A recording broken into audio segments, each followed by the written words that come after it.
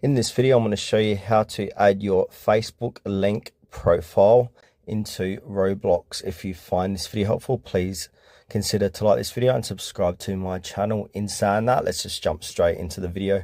Okay, so the first thing we need to do is go ahead and get our Facebook link. So to do that, open up Facebook. Now from here, we want to click onto our profile, top right hand corner of the page, and then our profile again under menu.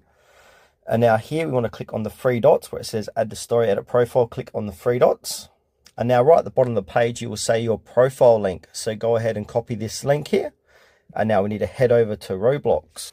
All right, so I'm opening up Roblox, make sure to sign in. Then from here, click on where it says more, bottom right-hand corner of the page and scroll down. And then we need to click into settings.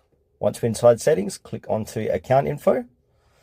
Once we're inside account info, again, navigate lower. And then we'll see social networks. So we can put in our Facebook, Twitter, YouTube, or Twitch, or Gilded. So put in your Facebook URL by simply pasting in your URL from Facebook, and then go ahead and click save.